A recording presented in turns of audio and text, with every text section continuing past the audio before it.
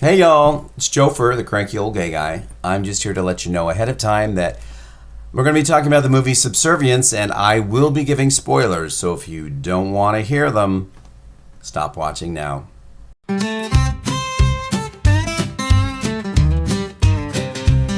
So you're a married guy, and you're Hey y'all, Joefer here, the cranky old gay guy. It is Thursday, the 19th? December 19th, 2024. And today we're going to be talking about a movie, and the movie is on Netflix, and it's called Subservience. And like many movies in the past and British television programs, it is about robots who've become so lifelike that they are now doing jobs that you and I used to do. And they're almost always about home servants or nannies. This one is about a nanny, played by Megan Fox. And we're going to get into that in just a moment. First of all, if you're wondering, why the fur? Another fur. How many furs does this guy have? Well, let me tell you. I've got more than you might imagine. But I think I'm done with furs as far as collecting them.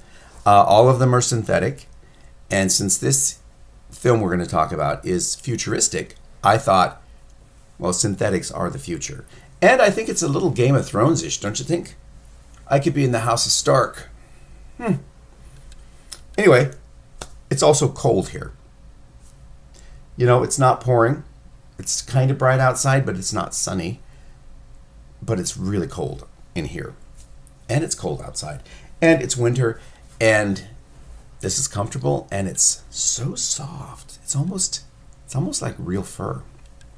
Okay, back to the movie. The movie is called Subservience, and it is on Netflix.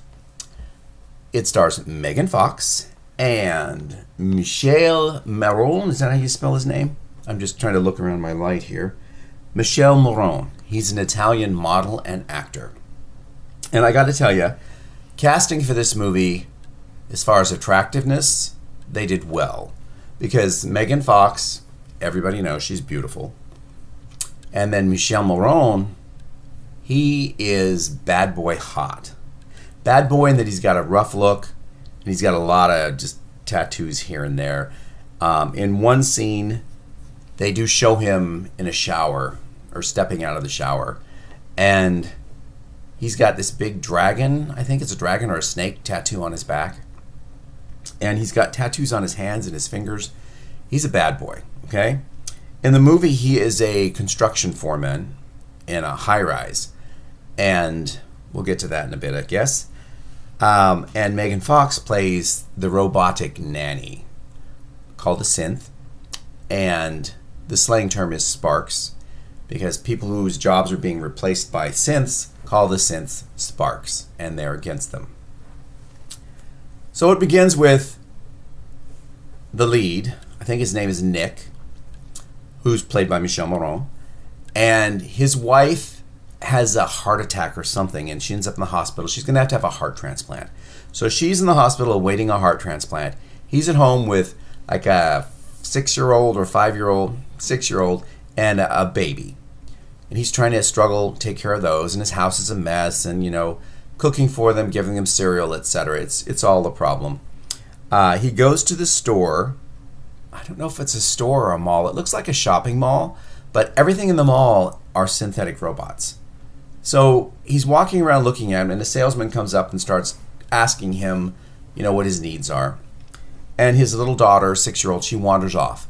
So him and the salesman go looking for them.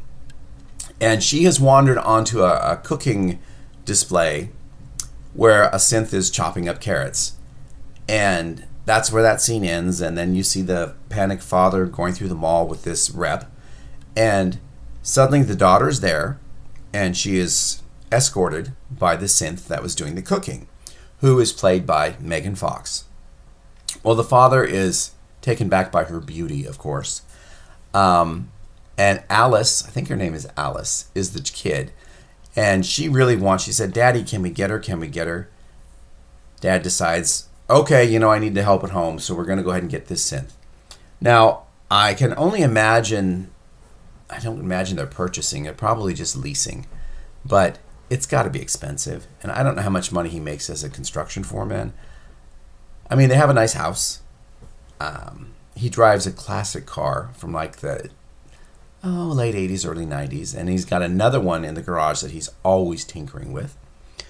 And that's when you get to see the real dad, because, he's dirty and he's drinking beer and, being a roughneck. One moment, please. Back. That was a sinus issue I had to get rid of. He's at home and his house is a mess, and he gets a knock on the door. Remember, wife is in the hospital. It's whatever her name is. I don't remember what they called the robot.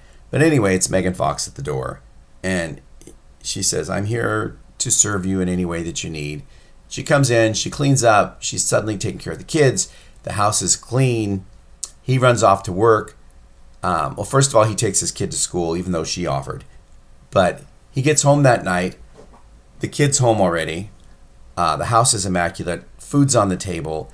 She's cooking lasagna, which is what the little girl wanted. Everyone is happy, joyful, etc. They show him going back to the hospital to visit his wife. And his wife is played by, I don't remember the actress's name, but I think she was in the L Word. I don't know. I get a really negative reaction when I see this actress. And I think it's because I hated her character on the L Word so much. I hope that it was the L Word. I don't know. She was in something. And I just did not like that character at all. And her character is totally different in this film. But just visually, that comes to mind when I see her. So let's move past that, shall we? Well, the wife gets notified she's going to get a heart. She calls, what does she call? She calls home, or she calls his job? I'm not sure. Anyway, it's all a go. They go to the hospital. She's getting prepared. Megan Fox comes in because she's with the kids. The wife automatically sees how hot she is and she feels threatened. And, she's like, I'll be home soon and then we won't need you, that kind of attitude. Well, the heart transplant doesn't happen because the heart's being flown in and there was a storm somewhere. So now they're all disappointed again. And she's even sicker in the hospital. And the father's frustrated. He's at home. He's working on his car. Megan Fox goes out to make him feel better. She ends up with her hand down his pants doing, well, you understand what she was doing. And then later, the next scene over or so, or the next day, I can't really make out how time moves in here. I think his wife's been in the hospital maybe a week now. And he thinks his wife's going to die. Megan Fox is telling him his wife's probably going to die. He's in the shower. Megan Fox comes in. He tells her it's inappropriate that she's in there. She, for some reason, takes off her clothes. So she's standing there in just a little bra and panties. And you see how trim and fit she is. Now, Megan Fox, in reality, is trim and fit. And I think she's already had 3 kids and she's pregnant with a 4th. So she does keep her body really, really tight. Now, I think that the boobs are probably implants. That's kind of what they look like to me. But anyway, she looks good. She's got a very upright posture. She's very trim, very fit.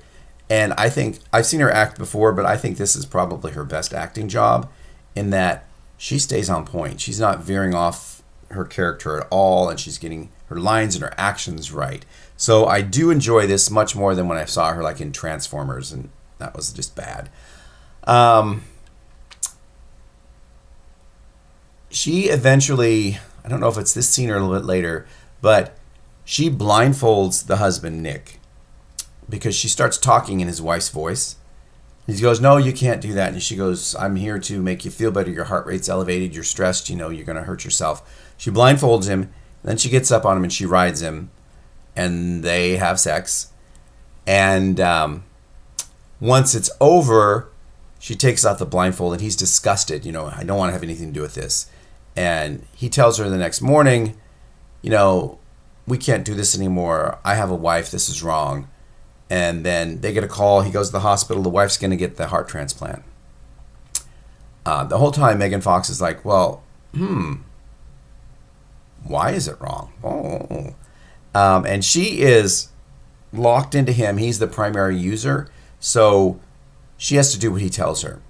At one point, before the sex thing, he's watching The Maltese Falcon, he's watching Casablanca in black and white. And she can tell him everything about the movie, and he goes, yeah, but until you actually watch the movie. Have you ever seen it? She goes, no, but I know all about it, and she can answer any questions. And he said, yes, but you have to feel it. And she goes, well, I'm a synthetic. I don't feel. And he said, well, I want you to erase everything that you know about this movie and then sit here and watch it with me and experience it for real. And she says, I can't do that. It's against my protocol to erase memories. So he said, I'm giving you a direct order to replace those memories. Do you have to follow it? And she goes, yes. And he goes, okay, I want you to do it. And she said, well, when I do, you'll have to reset me, push my reset button for 7 seconds in order for that memory to disappear. So he says, okay, do it. And she goes, okay. And he pushes the button. She comes back awake, and she's lost that memory. And she watches Casablanca, and she understands what it means to feel. Because in Casablanca, he's lost the love of his life, and he's just heartbroken. Now, I've seen the movie many times, and I certainly didn't get that that's the love of his life or that he's heartbroken. I mean, it's Humphrey Bogart. He doesn't really have emotions. At least not in that film or any film I've seen him in. So, we're jumping back to the hospital. She's finally getting her transplant. And then it's like 2 days later, a day later, they're sending her home. Okay, I get that when you have heart surgery, you might be able to go home in a day or two because they want to monitor you. But when you have a heart transplant, I have been around people who've had heart transplants, and they're in the hospital for weeks, if not months. It's not a 2-day turnaround time. Now, given this is the future, and all of the medical personnel in the hospital are synths, so maybe they're doing something that we just don't know about. I mean, if they're so advanced, I don't understand why she had to wait for a human heart and she couldn't just have a synthetic heart, because we've got artificial hearts now. They aren't great, but we have them.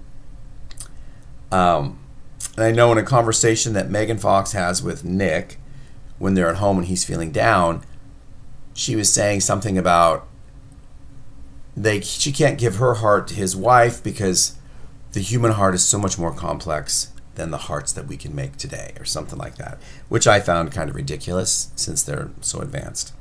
Anyway, the wife goes home, and she's got her hug pillow, because whenever you have heart surgery or they split your breastplate, they give you this hug pillow that you're supposed to do this, and I guess it makes it feel better as far as the pain, so you're not stretching it apart. And working in the hospital, I would see people with these pillows, and they're shaped like hearts because that's what the hospital gave them. And they'd have some slogan about strong heart, strong mind, or something written on the pillow. And people said, oh no, you hug it like this because it helps you heal. So she's got something like that. It's a round or a square pillow. She only uses it when she walks into the house. And then suddenly she is walking around like, she's pretending, oh, nothing's going on. But she tries to pick up her baby. He's a good 20 pounds.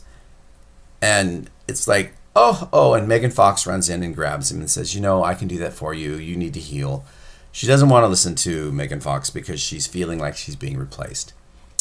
Megan Fox, when she first went in the house, she found a weak railing on the stairs. And Nick had said, I haven't had time to fix it. And she goes, it's okay. I'll do it for you if it makes you happy. So she fixes it.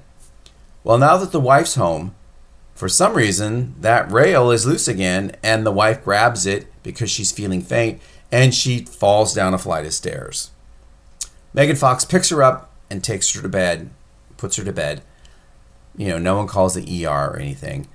And again, she's had her sternum split open like 2 days earlier, and she falls down a flight of stairs, and she's not concerned about internal bleeding or a damage or anything. That didn't make any sense to me at all.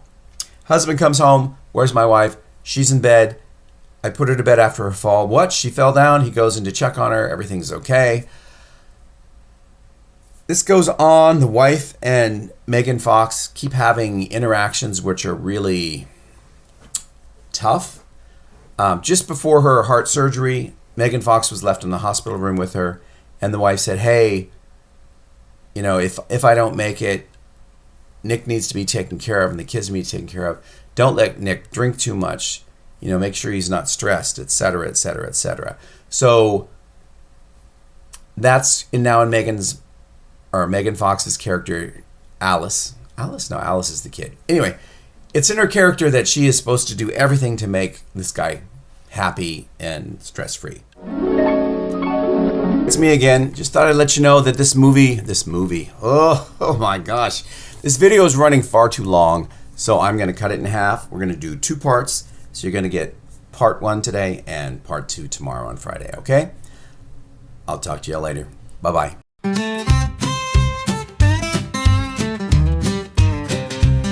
So you're a married guy and your wife is away. She's not got it anymore. Cheating things come into play. You've got you some kids, they're a handful for sure. So you hire a nanny and your thoughts, they are pure. Ladies, watch out if a robot's in your home, 'cause your man's into tech. Mechanics, give him a bone. The future is coming, the future is here, but there's no reason to worry. Just pick a nanny who's queer. If you can't find a gay one, try an attractive instead. If your nanny's not a looker, she'll stay out of your bed. Ladies, watch out if a robot's in your home, 'cause your man's into tech. Mechanics, give him a bone. I hope this solves the problem of robots in your home. The AI future is sentient. You will never be alone.